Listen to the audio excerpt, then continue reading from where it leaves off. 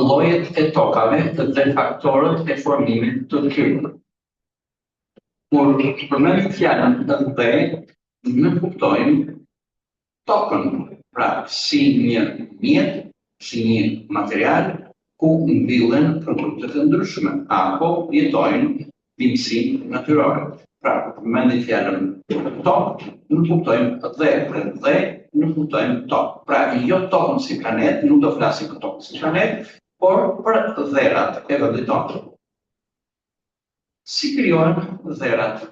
Dherat krijohen në ndikimin e klimës, me anë të temperaturës dhe rreshjeve, relivit, sipas lartësisë, ekspozimit, tërësisë së shpatave, përbërjes geologjike, minerale dhe shkëlqësim, rezistencë ndaj erosionit të klimës.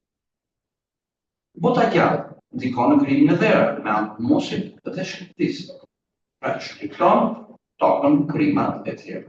Njeriu, me anë të sistemimit, udimit, uditjes, qerimit, mbjelljes, ndërtimeve, dëmtimit të tokës, pra ndikon edhe pozitivisht, ndikon edhe negativisht. Pra, faktorët që ndikojnë në krijimin e dherave apo tokës së tanë, është klima, reliv, përbërje gjeologjike, bota gjallë dhe njeriu.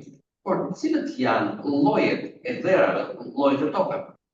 Dy janë llojet kryesorë, zonale dhe jo zonale. Zonale do të thotë që janë në një zonë të caktuar, një zonë të madhe, në një zonë e cila ka kufi me një zonë tjetër. Kurse tokat jo zonale janë në vende të veçanta, patjetër janë pellgje të vegjël në sipërfaqe të vogla dhe nuk krahasohen me madhësinë e tokave apo dherave zonale. Pra dherat zonale kanë një sipërfaqe më të madhe, kanë një shtrirje më të vogël. Tokat i ndajnë zonale, i ndajnë në sipërfaqësinë mbi nivelin e detit në të hirta kafe, të kafenta, të mureve kryore dhe livadore. Pra, të hirta kafenta i kemi pranë nivelit të detit dhe jo në lartësi të madhe. Pra, ato i kemi nga 0 deri në 600 metër lartësi mbi nivelin e detit. Ka një trashësi prej 1.5 metër dhe një përqindje të vogël humusi 3%. Do të thotë, dherat e kafenta nuk kanë humus të lartë dhe kanë nevojë ushqim. Dherat e kafenta 600 deri 1000 metër mbi nivelin e detit. Paksohet trashësia 1.4 metër, por shtohet humusi 5%. Dherat e murme kryore rritet lartësia 1000 deri 1700 metër. Pra, këto i kemi në zonën e kryeve në mal. Trasinë e kemi më pak, 1.2 metër, dhe humusi shtohet shumë në 15%. Pra, nga 5% në 15% kemi shumë humus në tokat zonale të murme kryore. Kurse të livadore, kemi mbi 1700 metër, aty ku përfundojnë pyjet dhe fillojnë bimësia parishtore, por kemi pak trasi 0.9 metër dhe shumë humus 20%. Pra shikojmë. Me rritjen e lartësisë, paksohet trasia e dherave, por shtohet shumë humusi. Pra, dherat e hirta kafenta dhe dherat livadore kanë një ndryshim rreth 7 herë më shumë kanë livadore se sa dherat e hirta kafenta, buz detit Adriatik apo ulësira perëndimore. I marrë me radhë dherat e hirta të kafenit. Pra, jeni tek zonale, relivi fushor, klima mesatare fushore, bimësia natyrore, që është shkurë mesatare, gjenden në shkëmbim sedimentar, përmbajnë kalium dhe rriten kultura ujësore. Ka nevojë për humus të shtuar, të shtohet humus.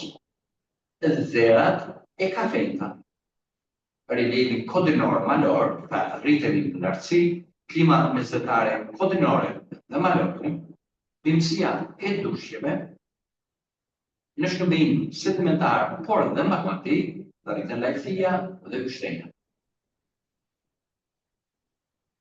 Dherat e murme kryore kemi në male, në zonën e pyjeve.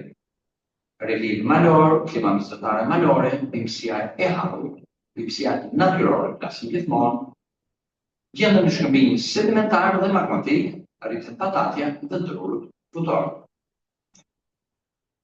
Kalojmë tek dhërat livador, ata që janë më sipër me rreth 20% humus. Relievi malor, klima mesatare malore, fluiditësi arishtore, siç kanë foto parishte, në shkëmbim sedimentar dhe magmatik. Kalojmë tek dhërat iozonale, pra tokat iozonale. Janë tokat aluvionale, pranë lumejve. Pra aluvionet janë prullet e ngurta të lumejve që i depozitojnë në krahët të tyre. Tokat kënetore apo dhërat kënetore, në ish kënetat e dikushme, për shembull në të buf, lushke, kemi trashësi të torfës 1,2 metër. Në Mali 8 metër torf, pra një trashësi shumë e madhe e depozitimeve të kalbëzimeve të bimëve që kanë qenë ujtarës të dikur në ish kënetat e dikushme. Dhe në fond kemi tokat e kripura apo dhërat e kripur, të cilët kuptohet lehtësisht që gjenden pranë prekëtete. Toka sasi të lartë të kripur. Nevojitet shkripëzim i tokës që ato të jenë shumë më fillore. Por dhërat dhe shkatrohen, degradohen, cilët janë faktorë që kanë ndikuar në degradimin e dhërat. Faktorë kemi natyror, dhe natyra ndikon në degradim, tjerësia madhe e shpatëve, preshjet intensive, rrjetit në hidrografik që ka vendujën, pjesa bimësisë.